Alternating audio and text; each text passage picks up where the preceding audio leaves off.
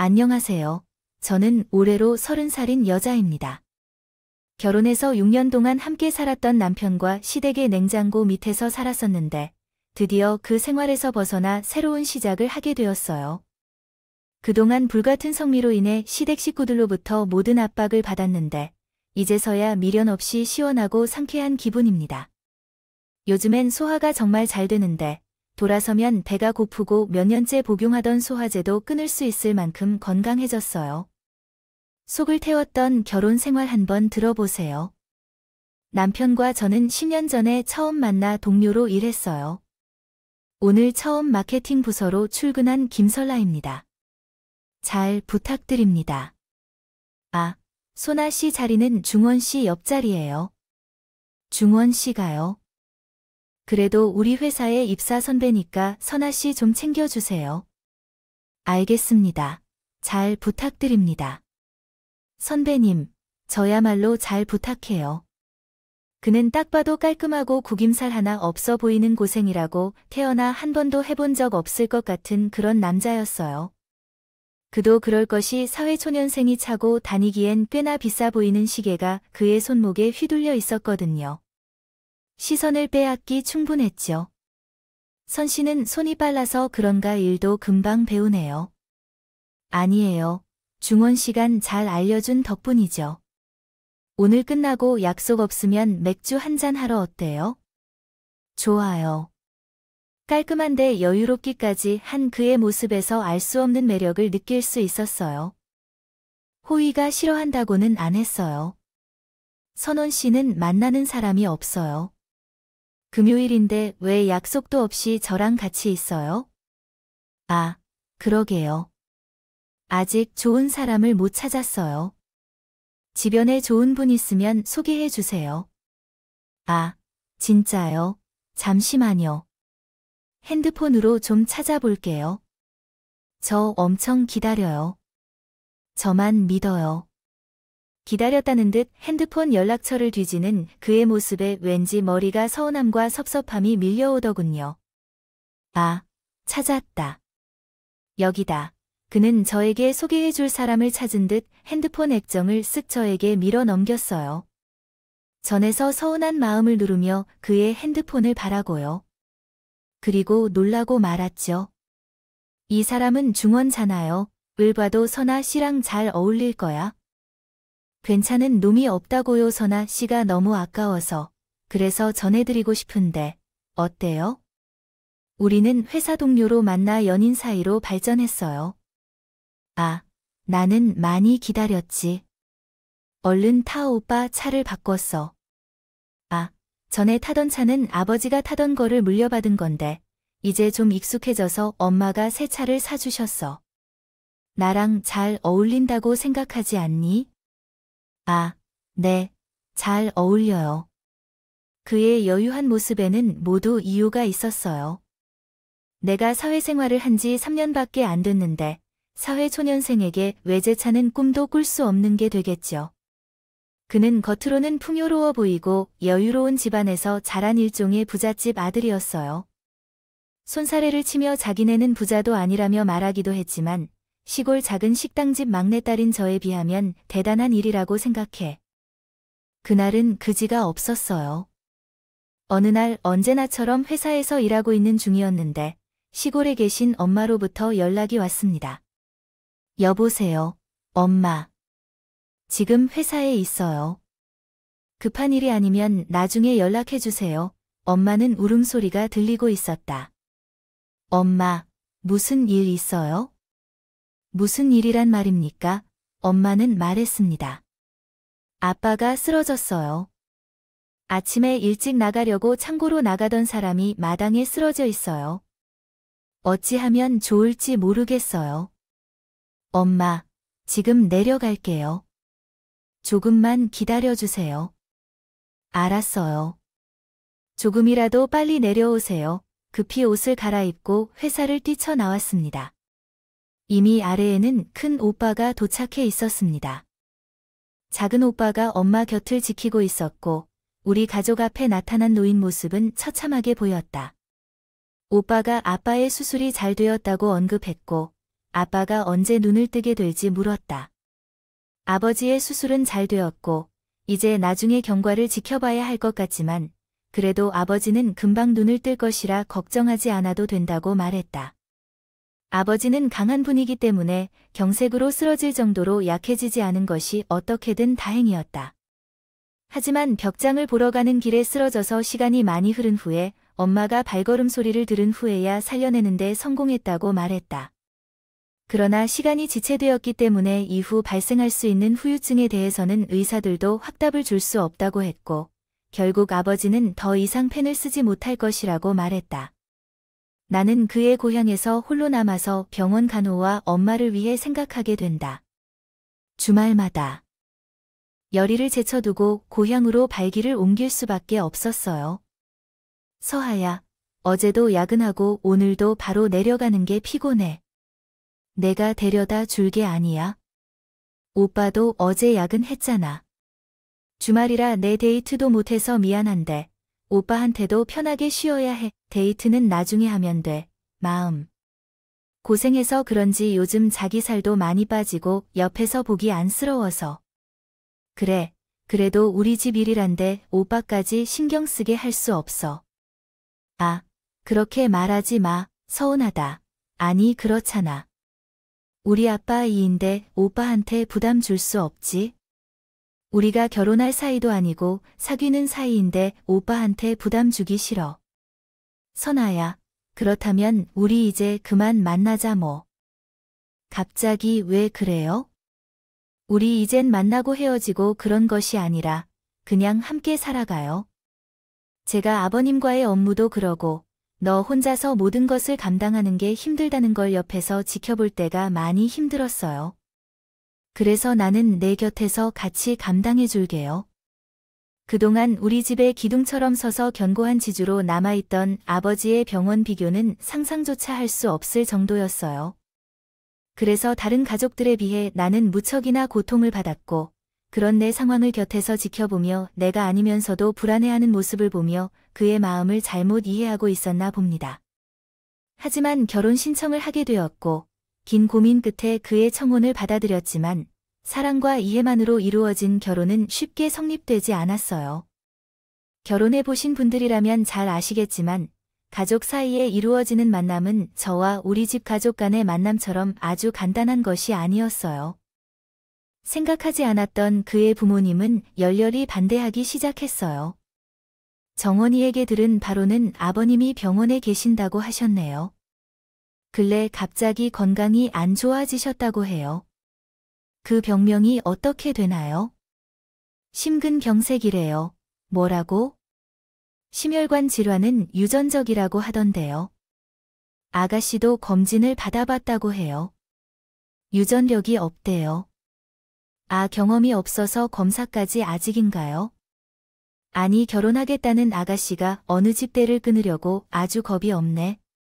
참나, 이건 뭐 좋게 보려고 해도 좋게 볼 수가 없네.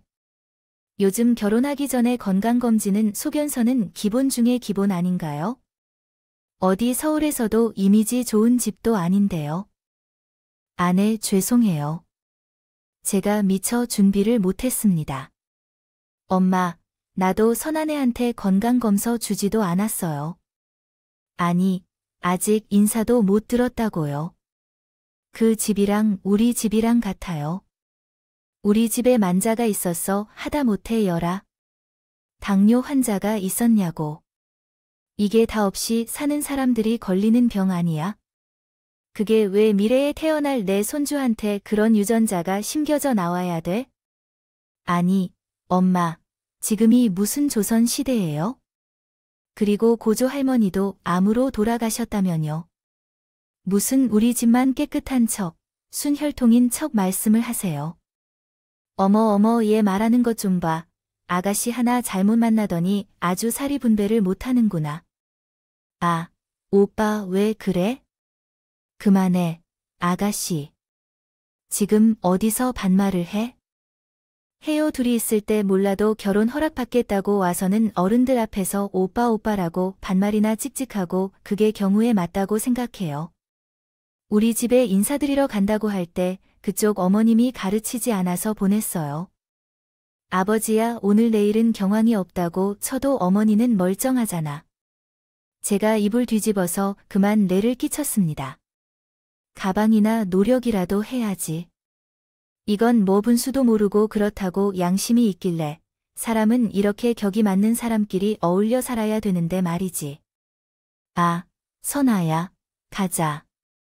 너 이런데 받을 필요 없어. 아, 일어나, 얼른. 어머니, 정말 실망입니다. 선한테 이렇게까지 하실 줄은 정말 꿈에도 생각 못했어요. 선 앞에서 제가 너무 부끄럽네요. 편은 시어머니의 앞에 무릎을 꿇고 송구스런 말만 내뱉는 모습에 창피스럽네요. 그렇게 한다고 해서 어떻게 되는 건가요? 안 되겠지만 나를 시댁 밖으로 내치고 돌려보내긴 했어요. 어떠하겠어요, 오빠? 제 마음도 들리지 않는데 오빠도 저럴 때는 어떡해요? 빨리 들어가서 미안하다고 사과하든가요? 그만하세요. 우리 어머니는 그렇게 너와 나를 헤어지라고 작정하신 거잖아요. 그냥 거짓말만 하시는 거예요. 정말로 선하신 분이시라는데 왜 상처 주는 말만 골라 말씀하시는 건지 모르겠어요. 미안해, 정말. 오빠는 괜찮아요. 결혼 생각하려면 한 번쯤은 그런 일 있어야 된다고 생각했어요. 아니에요. 그런 생각은 전혀 못했어요. 그렇게 심하게 나한테 말씀하시는 건 좀 심했네요. 물론이고 병상에 누워 계시는 우리 아버지까지 걸고 넘자 결혼을 반대할 거라고 상상조차 못했어요. 아니야, 너 같은 일을 겪을 사람일 거라고는 생각도 못했죠. 나 오늘부터 너랑 살 거야. 집에 안 들어가고 남편은 그 길로 집을 나와. 평도 안 되는 작은 원룸인 우리 자취방에 들어와 살게 됐어요. 하지만 시어머님도 그런 남편에게 금세 무너진 만큼 호락호락한 분은 아니셨죠. 그도 그럴 것이 시어머님은 작은 건설 회사의 막내딸로 어려서부터 부유한 환경에서 잘 자랐어요. 시어머님의 오빠들은 아버지로부터 물려받은 사업을 이어받아 더 크게 성장했고 그 당시 여성으로서 회사 지분을 받지 못한 시어머니는 아직도 오빠의 금전적인 지원으로 부잣집 막내딸 행세를 이어나갈 수 있었어요. 그래서 이제 시어머니의 콧대는 하늘에 찔렀고 하나 버린 외동아들의 결혼 또한 원하는 조건이 분명해졌고 그 사이 우리 아버지는 하루가 멀다 하고 건강이 나빠지셨고 이따만 해도 사랑밖에 모르던 그는 생애 첫 가출에 이어 단식 투쟁까지 했습니다. 한 끝에 결국 자식이지만 부모가 없다는 것이 분명해졌고 그는 우리 친정 아버지가 돌아가시기 전에 결혼해야 된다며 결국 콧대 높은 시어머니로부터 결혼 승낙을 받게 되었어요. 우리는 그렇게 어렵게 살다 결혼을 하게 되었고 서울에 있던 오빠들은 엄마가 혼자 병관하기에는 힘이 부족하다고 생각해 고향 근처로 회사를 옮기면서 온 가족이 아빠를 한번 살려주겠다며 혼신의 힘을 쏟아내고 있었어요.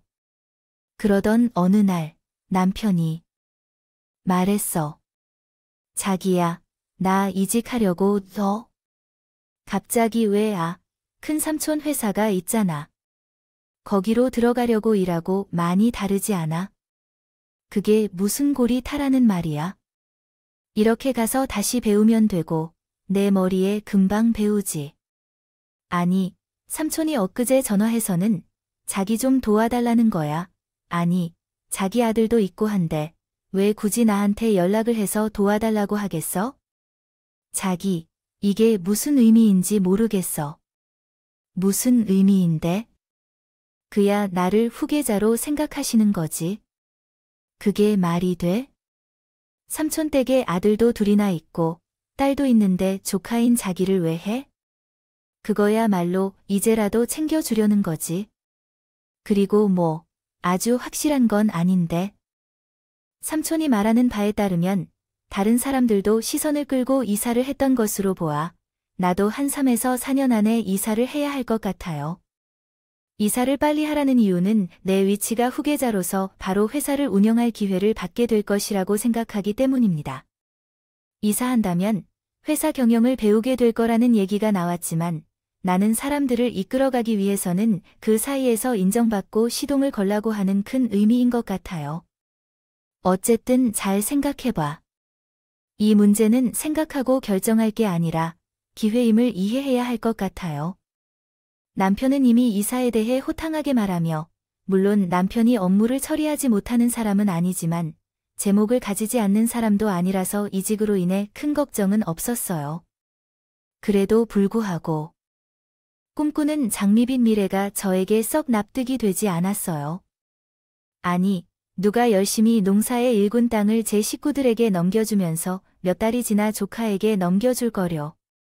솔직히 안 보고 살려면 남보다 못한 게 친척 아니겠어요? 조금은 마음 한켠이 찝찝했지만 그래도 오랜만에 듣던 남편 모습을 보니 천물을 끼얹어 주고 싶었어요. 그래서 남편은 시댁거르시는 큰 삼촌이 운영하시는 회사로 자리를 옮기게 되었고, 저희 우려가 무색할 만큼 남편은 잘 적응해 금세 회사 안에서도 성과를 인정받는 것 같았어요. 어느덧 시간이 흘러 결혼 3년 차가 되었고, 우리 부부 곁에는 아름다운 새 생명이 찾아오면서 저는 다니던 회사에 육가휴직을 신청하여 아이를 돌보며 바쁜 나날을 보내고 있습니다. 어느 날도 마찬가지로 아이를 돌보느라 정신이 없어 점심을 챙기지 못했어요. 그런데 갑자기 저희 집 현관문 비밀번호를 입력하는 소리가 들려서 누군가 문을 열고 들어왔어요.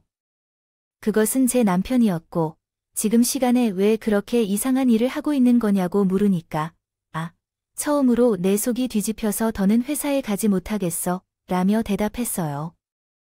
어떤 일이야? 라고 뭐 예상하지도 못한데, 삼촌이 내게 왜 이런 말을 하는지 모르겠어요.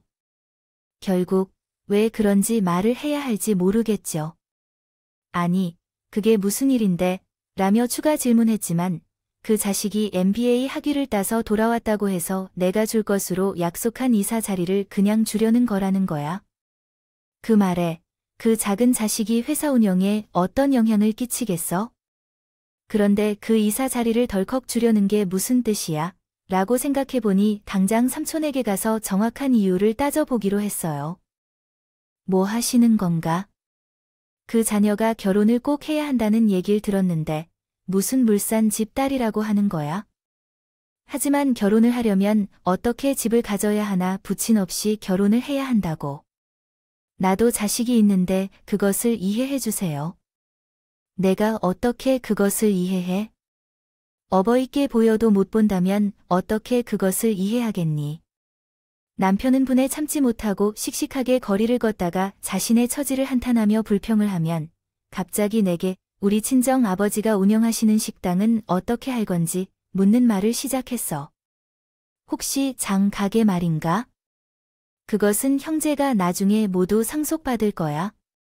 그럼 당연히 그럴 거야. 아니, 장차 노염식당은 꽤 넓었던데 손님도 꽤 들어오신다고. 그걸 한 기억나는데 그걸로 형도 물려받게 된다는 거야? 이제서야 아빠의 식당에 관심을 가져서 왜 그런지 물으세요. 결혼할 때 왜 아빠의 식당을 물려줄지 잊으셨어? 어머니는 우리 집 시골에서 담배를 피우시고 아빠가 아픈 것을 유전자라고 하며 그런 식으로 관심을 가졌는데 왜 아빠가 하던 식당에 대해 관심을 가져야 하는 거야? 어머니 혼자 어떻게 운영하시나요? 그런 거지. 무슨 관심을 가지는 거야? 그리고 오빠들이 다 서울에 다닌 직장을 정리하고 내려가서 엄마를 돌보는 게 당연한데 오빠들이 물려받아야지. 우리가 했던 게 뭐 있냐고? 우리가 뭘 했는데 왜 없어?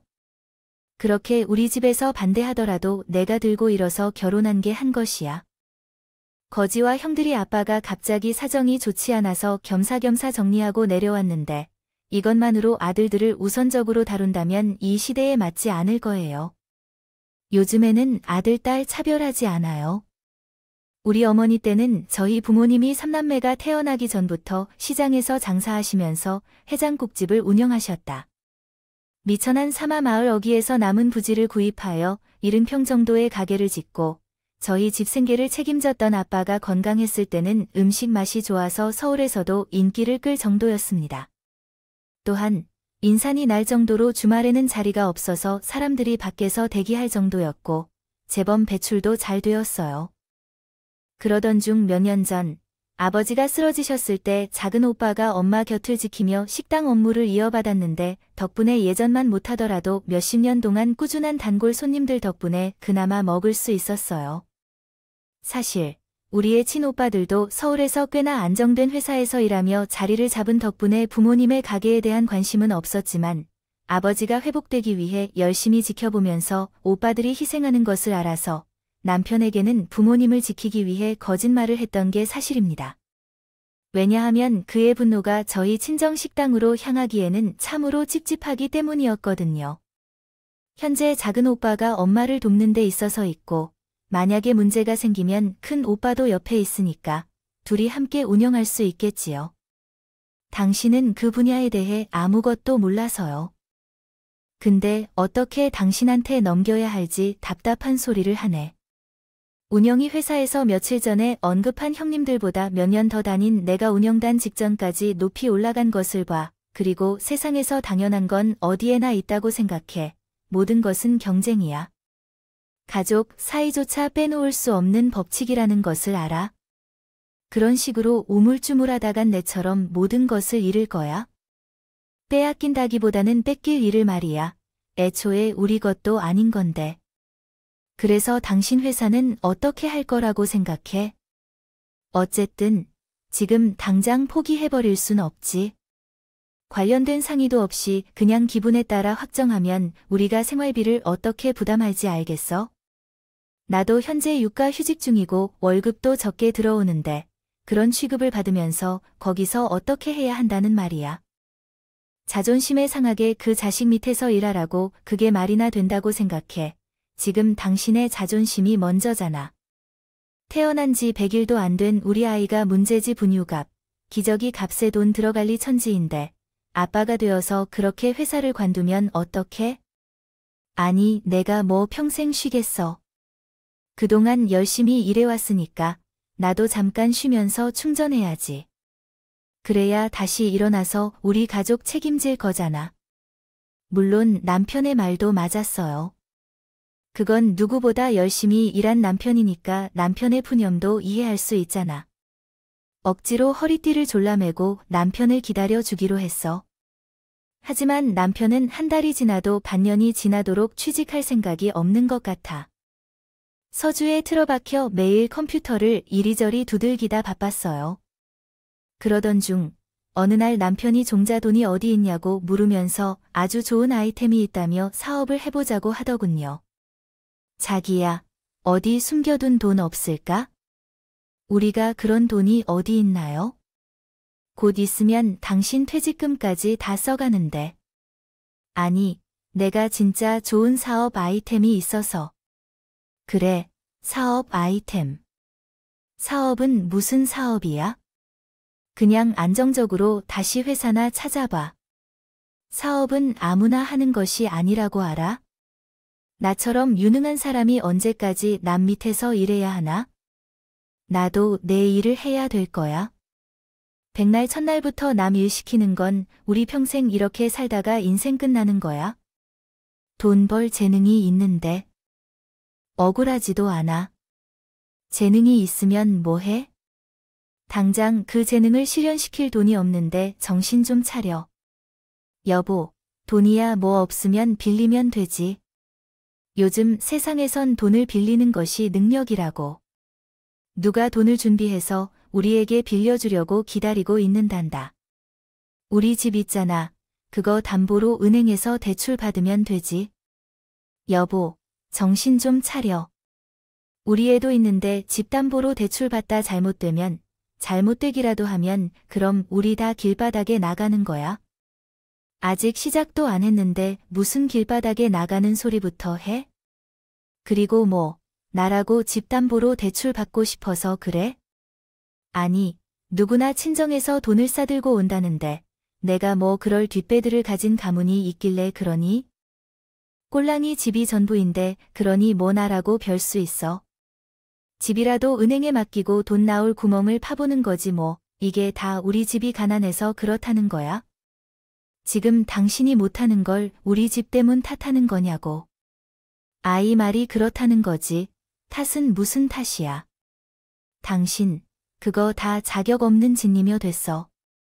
사업할 거면 이혼하고 당신 혼자 해. 집을 버리고 생각만 해봐. 사업에 눈먼 남편에게 결국 이혼이라는 통보를 받자 남편은 결국 미안하다고 두 손을 싹싹 빌더라고. 그렇지. 그럼에도 남편의 사업 열망은 자신의 기미가 보이지 않았고 결국 남편은 시댁에 손을 벌려 작은 사업을 시작했어. 되었어요? 여보세요. 그래. 나다네. 어머니, 무슨 일로 전화를 받았어요? 다 하셨나요? 너희 친정은 무엇을 하는 건가요? 하나 있는 사위가 든든한 지원을 못 해준다면 망정이지 다 망해가는 식당. 권서하시는 게 있다고 애를 길러야 한다며 그게 무슨 말씀이신가요?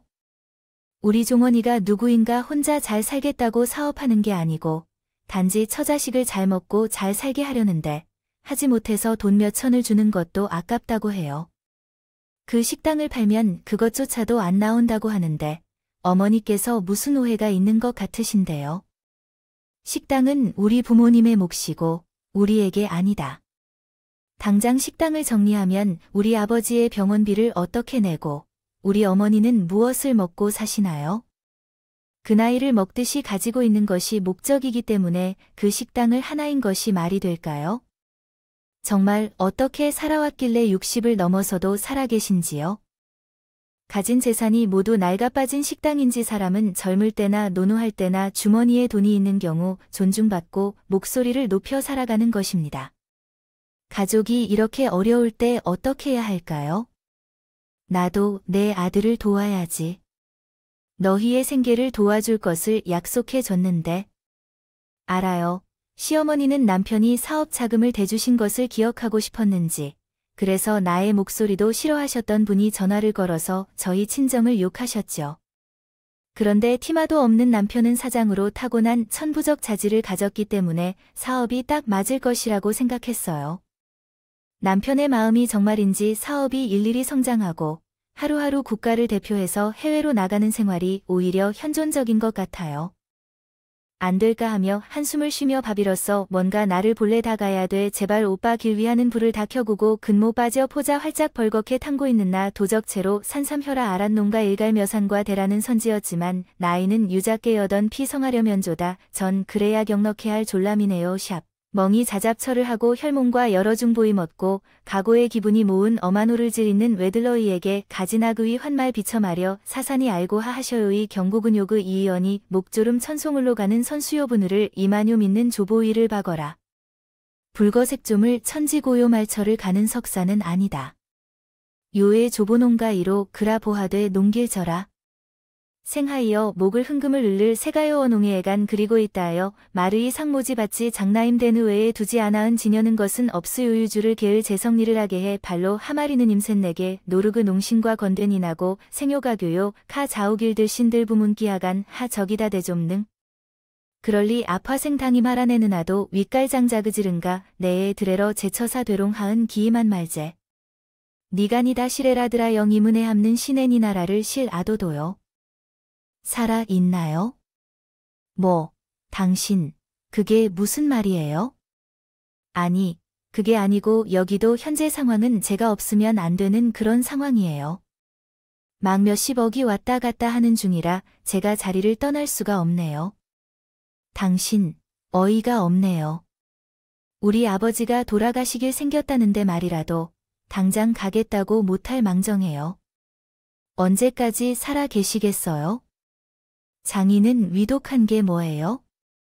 하루 이틀이 몰랐던 것도 아니고 그리고 산 사람은 잘 살아야지. 살 날이 뭐예요? 그걸 포기하고 갈 수가 없어요. 나만 족그래요. 다 당신하고 우리에게 살고 싶다고 헛소리 말고 당장 한국으로 오세요. 당장 남편은 저희 친정 아버지가 돌아가실지도 모른다며 소리쳐 오는 우리말에도 선뜻 결정을 내리세요. 못하는 듯 했어요. 그러면서 계속 이번 투자처가 중요하다며 중얼거리며 말끝을 흐리다고 결국 저의 울분 섞인 외침에 어쩔 수 없이 한국으로 가겠다며 대답했어요. 하지만 남편은 돌아오지 않았고 결국 친정 아버지가 돌아가시고 장례식이 끝나 발이 나는 날에서야 겨우 도착했더군요. 남편은 저의 눈치를 살살 살피며 장례식을 마치고 이것저것 정리하느라 바쁜 가족들을 모아두고 얘기하기 시작했어요. 다들 경황이 없으실 것 같아서 제가 말씀드렸어요. 그래, 김서방 무슨 일인가? 아, 요즘 같은 세상에 아들 딸 분해서 재산 나누는 것도 안 맞는 것 같고. 그리고 뭐, 그렇게 삼남매가 3등분에 나눠 가지만큼 아버지께서 남겨주신 재산이 넉넉한 것도 아니고, 그래서 말인데요. 형님들은 좀 어떻게 생각하시나요? 무슨 얘기를 하고 계신 거죠? 아버지가 운영하시는 식당을 말씀하시는 건가요?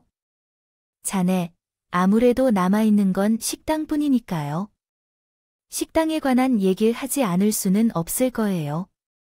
진정으로 아버지의 장례조차 못 지킨 사람이 와서 갑자기 하는 말이 재산을 어떻게 관리하냐고 하니 기가 차더라고요.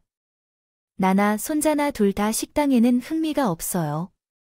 부모님께서 힘들어 하시니까 우리는 그냥 곁에서 도와줘야겠죠. 그러세요. 어쩐지 그래도 식당이 사업인이 운영하는 게 쉽지 않겠죠. 회사도 운영하고 사람들도 한다고. 아무래도 한번 장사를 해보면 어떨까요? 뭐, 당신 미쳤다고. 그런 일을 왜 해야 되는 거죠? 아니요, 형님들은 그런 거에 관심이 없다고요. 하잖아. 그러니까 나도 나라라도 살려보려고 하는데, 오빠들이 관심 없어도 엄마가 계시니까 엄마가 하시면 되지 제발 욕심을 낼 거 아닌가 봐. 그 큰 식당을 어머니 혼자 어떻게 운영하냐. 사위도 자식인데 이게 다 자식된 효심으로 제가 도와드리려고 한 거지. 누가 누굴 도와주나. 당신이 나랑 결혼해서 계란 플라이라이트도 못 그리는 사람이 어떻게 식당을 운영해. 정신 차리세요.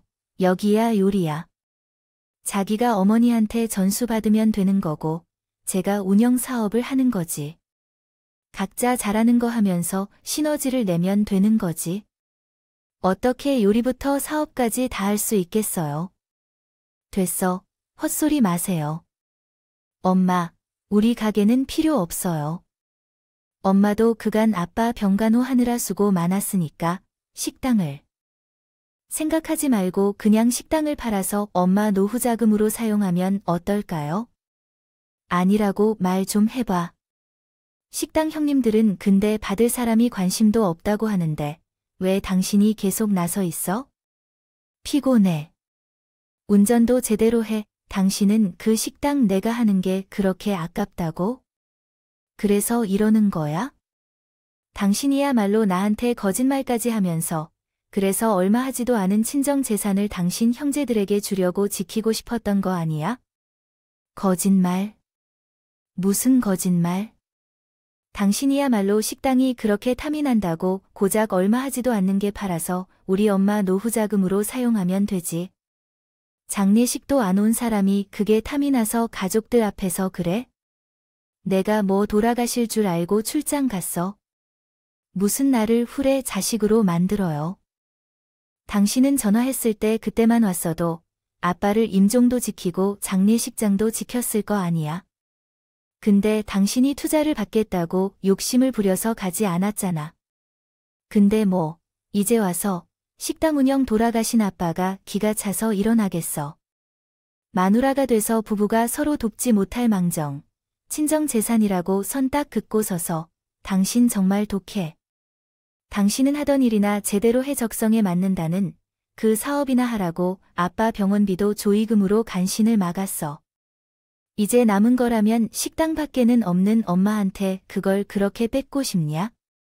식당 하고 싶으면 당신이 내려가서 음식을 배우고 해. 나를 끌어들일 생각은 추워도 하지 마. 저의 이런 반응 때문인지 식당 타령을 하던 남편의 타령이 좋았던 것 같았어요. 그래도 어느 날 친정 엄마께서 연락을 하셨죠.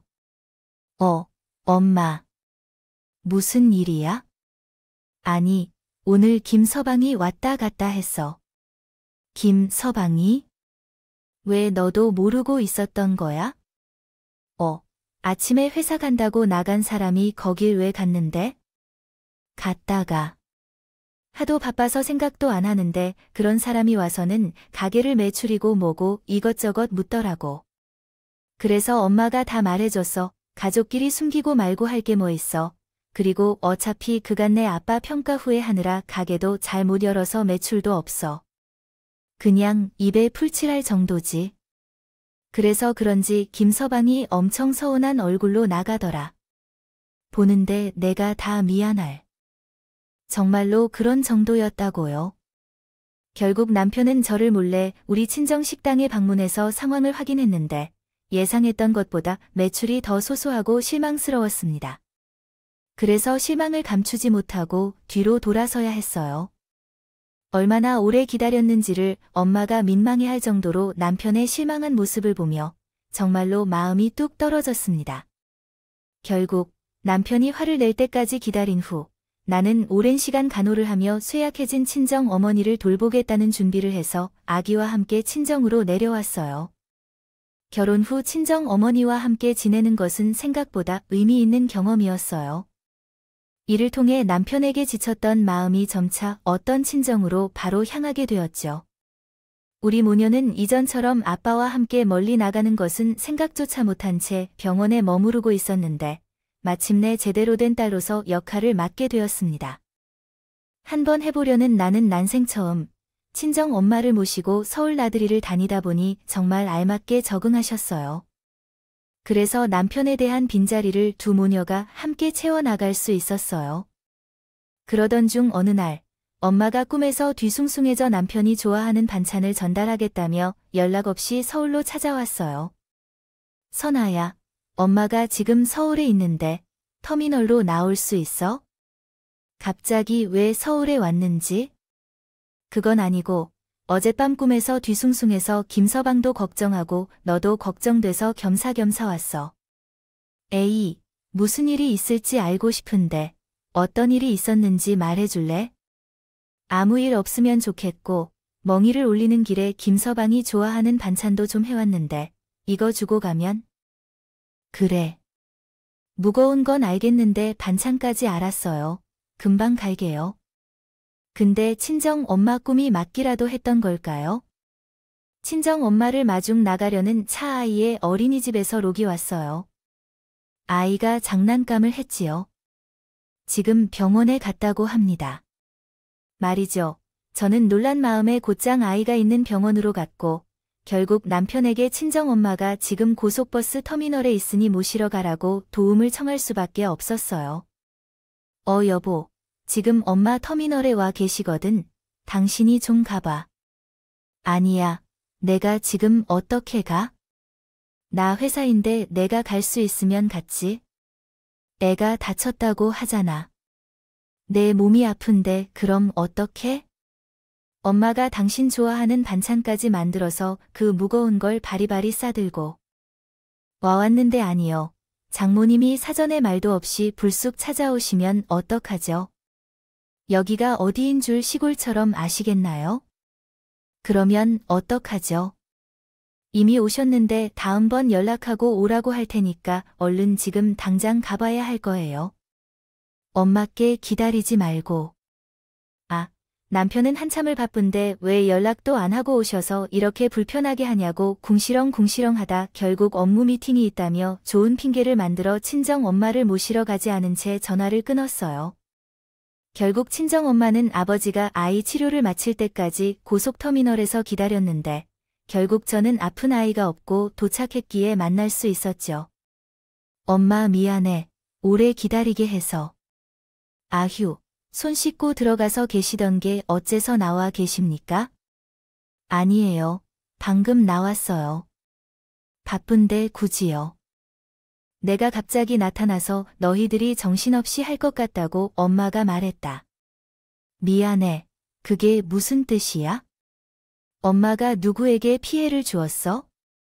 얼른 우리 집에 가자고 했어.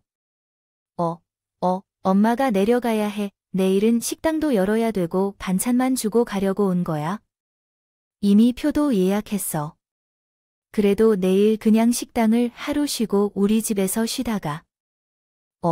와서 식사도 함께 못 했잖아. 벌써 저녁 먹는 시간이야.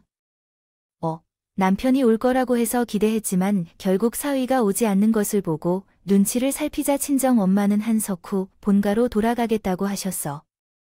결국 저녁이 되어도 한 끼도 하지 못한 채 그저 반찬만 전해주고 먼 길을 버스를 타고 돌아가셨어요. 잠든 아이들이 없고 엄마가 주신 반찬을 들고 집으로 돌아와 보니 바쁘다던 남편이 소파에 눕고 발을 까딱거리는 것을 보면서 어떻게 이렇게 오만정이 다 떨어질 수가 있지 싶었지만 그럼에도 친정 엄마는 돌아가면서 말씀하셨어요. 그럼에도 무시하지 말라며 김서방이 아니었으면 너희는 결혼할 수 없었겠느냐. 결국 못난 편도 들어주고 가셨어요. 나는 친정 엄마의 말을 마음에 새기며 주신 반찬으로 하나 더 못난 떡을 더 담아 저녁을 차려드렸어요. 그때 남편이 하신 말은 더 할 말이 없었어요. 아이 근데 장모님도 반찬을 주셨는데 나는 냄새가 나서 어떻게 먹으려고 하는 거냐? 왜 가져다 주는 거지? 이래서 식당이 안 되는 거야? 라면도 없어? 라면이나 끓여달라고 친정 엄마가 해주신 반찬이 냄새 때문에 못 먹겠다며 라면을 달라고 했어요. 하기에 기분이 차서 식탁에 턱을 놓고 앉아있다가 그게 뭐가 어렵냐 며 결국 자기가 직접 먹어버렸어요. 그 후 며칠 뒤 남편이 데리고 뒷좌석에 선물을 가득 실은 차로 향했어요. 지난번 장모님 일도 있고 죄송하다는 말과 함께 저희 엄마께 곰살 맡겨주는데 왜인지 그게 너무 불안하고 무서웠어요. 어머님, 근데 건물은 몇 층까지 올릴 수 있나요? 글쎄, 애들이 알아보고 있긴 한데 일단은 5층 정도로 생각 중이에요. 아, 건물인가요? 건물은 못 들었어요. 형님이 그러는데 장모님 식당 말이야. 허물고 다시 짖으신 대로 못 들었는데. 아이고, 원래 이런 거 다 남자들끼리 하는 거야? 아무래도 형님이 회사를 운영한 경험을 많이 신뢰하는 것 같네요. 드디어 결혼한 지 6년 만에 처가 쪽에서 좋은 변화가 생기셨군요. 역시 앞으로 번득이는 승리의 전조인가 봐요. 우연히 우리 식당 근처에 거대 기업의 공장이 들어올 예정이라고 합니다. 주변에 식당이 그렇게 없어서 저희 집이 식당이라고 해도 되는 시골 마을 때문에 많은 고민 끝에 식당을 5층으로 증축하기로 결정했다는 소식이 들렸어요. 이 집 딸인 제가 이 일을 몰랐는데 최근에 알게 되었던 일인데 남편이 오빠들한테 물어 알게 되었던 모양입니다. 그래서 남편의 태도가 180도 바뀌었다고 해요. 어머님, 전에 주셨던 반찬 맛있게 잘 먹었습니다. 비법이 뭔지 궁금하네요. 제가 실제로 내리면 밥 몇 그릇은 뚝딱 먹게 되더라고요. 아니라 하더군요. 눈 하나 깜짝 않고 거짓말을 늘어놓는 남편이 정말 대단하군요. 그래서 형님, 지난번에 말씀 주신 1층은 어떻게 하면 저희가 들어가서 관리할 수 있을까요? 저도 지금 회사를 운영하니 들어와서 하나를 선택해야 할 것 같아요. 그래도 명심하기로 가족 사업이라면 우리 가족의 이익을 위해서 개인 사업을 운영하는 것보다 형님과 어머니를 도우며 한 몸으로 희생하는 게 낫지 않을까요? 첫째 층이야.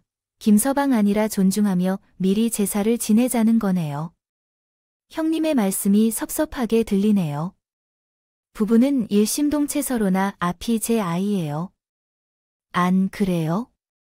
그날부터 남자친구는 결혼을 처음 본 얼굴을 하며 친정 엄마에게 공손하게 인사를 했고 우리 친정의 소식이 산 넘고 강을 건넌 후 시어머니에게 다가는 듯한 느낌이었어요. 아가, 잘 지냈지? 이 다름없이 내가 다음 주에 생일이잖아. 그래서 올해는 큰일도 많고 소박하게 지내기도 했고 바깥 사돈도 돌아가시고 안사돈도 오래전에 떠나셨고 해서 우리는 다 가족인데 안사돈의 식당에서 보내면 어떨까? 그게 너희도 부담이 덜 되고 편하지 않겠니? 그러세요. 속이 훤히 보이는 시어머니가 말했다. 연락에 대해서는 두말할 것도 없이 친정 엄마가 운영하는 식당으로 내려오시라고 대답했어요. 시어머니의 일정이 맞지 않아 결국 혼자 버스를 타고 고향에 내려오셨고 내려온 김에 택시를 타고 들어오면 되는데 굳이 자신을 모시러 오라며 저에게 전화했다. 엄마와 연락도 받지 못한 채 남편은 미팅을 핑계로 같이 자리를 피했습니다. 그 모습을 보고 남편에게까지 친절을 베풀 필요는 없다고 생각했죠. 결국 남편은 시어머니를 모시고 왔고 이미 표정은 거북스러웠지만 한 개도 전해주진 않았고 무엇보다 지금의 상황이 그런 이유로 어쩔 수 없다고 생각했기에 하고 싶은 말을 참았습니다. 그러나 우리 식당이 마음에 들지 않은 듯하거나 생각했던 것보다 더 쇼가 없었는지 찌푸려진 미간뿐이었습니다. 하지만 얼마 지나지 않아 저와 엄마를 보며 애써 웃으려고 하셨죠. 오랜만이죠. 잘 지내셨나요? 아, 그럼요. 멀리 오셔서 수고 많으셨어요. 긴 거리를 오셔서 불편하셨나요? 마음이 멀면 그게 더 문제예요. 제가 또 사도 아니면 시골에서 생일상 받아볼 수나 있겠어요. 이게 다 좋은 추억이고 경험이죠. 네, 생일상. 아, 우리 아가가 말 안 하던 거요? 친정 엄마 부담스러울까 봐 말 안 했나 봐요. 이렇게 선하게 마음이 깊으셔서 어째 이렇게 심성이 깊으신 달에 키우셨나요? 그저 식당에 밥 한 그릇 먹으러 온 줄 알았던 친정 엄마는 시어머니 생일상 소리에 당황해서 했어요.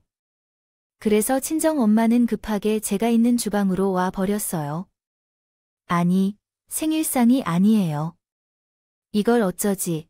아무 준비도 못했는데 너 왜 말을 안 했어? 아휴, 냉장고에 뭐가 있으려나 몰라. 정말. 이르렀지. 엄마 걱정 마세요. 가서 앉아 계세요.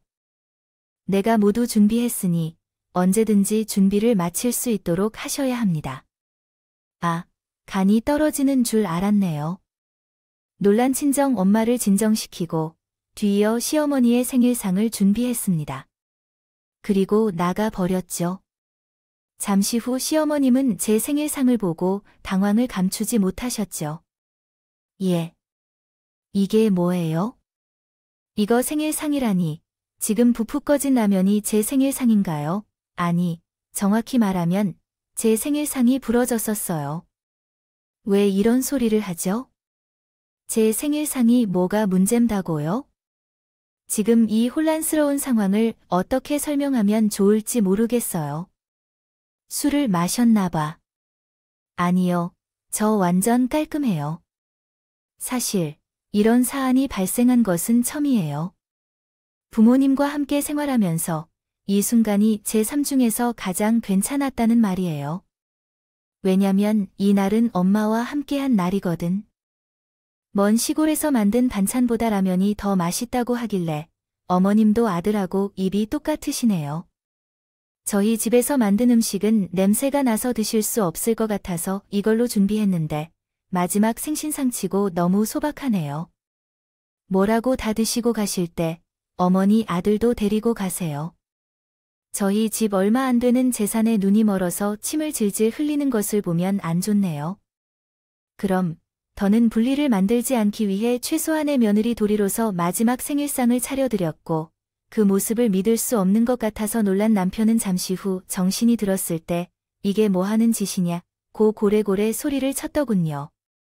그럼 나는 언제까지 참으면서 엄마와 시어머니를 대접할 줄? 이해하겠습니다. 제가 올바른 한국어 문법 구조로 다시 작성해 드리겠습니다. 알았어. 아니, 당신이 참으면 뭘 참아야 해? 참으면 내가 참을까 봐. 참았지. 멀리서 버스 타고 온 우리 엄마 픽업도 안 나가더니 라면 지금. 라면을 가져온 거야? 당신 미쳤어. 미친 건 너야. 너나 말을 우리 엄마. 해가 다질 때까지 처에 너를 세워두고 이제 와서 지사원 망할 것 같으니까 내 따라 우리 엄마 식당에 한 자리를 찾아야겠다고 줄이나 하는 주지. 내가 할 말은 아니지 않아? 뭐, 사업이 망해야 한다면 내가 가져간 돈이 얼마냐? 내가 오빠들에게 빌려준 그 돈 다 날린 거야? 아이고, 아니에요. 아, 지금 살짝 어려운 것뿐이지. 망해. 누가 망해? 그래? 그럼 우리 집 식당에 숟가락 올리는 생각은 말고 내가 잘난 사업이나 잘해봐. 난 이제 더 이상 이 집의 며느리로서 살 필요도 없고 너 혼자 잘 먹고 잘 살아. 난 내가 알아서 잘 살 거야. 그렇게 이혼 선언을 하며 마지막으로 그녀는 6년 동안 받은 상처로 채워지지 못한 결혼 생활에 종지부를 찍을 수 있었어. 남편은 그 후 발에 땀을 흘리며 투자한 결과 좋지 않아서 이혼을 선택했는데 그 직후 회사는 망하고 수십억의 빚이 쌓였고 시댁 친척들에게 돈을 빌려야 했어. 사업이 한순간에 실패하여 결국 그 여파는 시댁까지 영향을 미쳤어. 결국 시어머니는 마지막 재산인 전원주택을 팔아 남편의 빚을 갚아줘야 했고 시아버지는 그 충격으로 심근경색을 일으켜 쓰러졌어. 그 부자 가정의 막내딸이 남편과 아들을 대신해서 식당을 운영하게 되었어. 일하면서 꾸준히 입에 풀지만 겨우 한다고 하더라는데 반면에 우리 가족은 서로 사이가 좋은지 식당을 증축한 후 생각했던 것보다 더 장사가 잘 되어서 먼 곳으로 나가게 된 이유를 내놓게 되었고 남편이 빼앗은 양육권을 친정엄마와 아이와 함께 행복한 일상을 보내게 되었어요. 요즘 꿈에 아버지가 웃으며 나오신다는 꿈을 꾸고 있었는데 아마 하늘에서 먼저 가신 아버지도 저와 비슷한 감정일 거라 생각합니다. 제 이야기를 들어주셔서 감사합니다.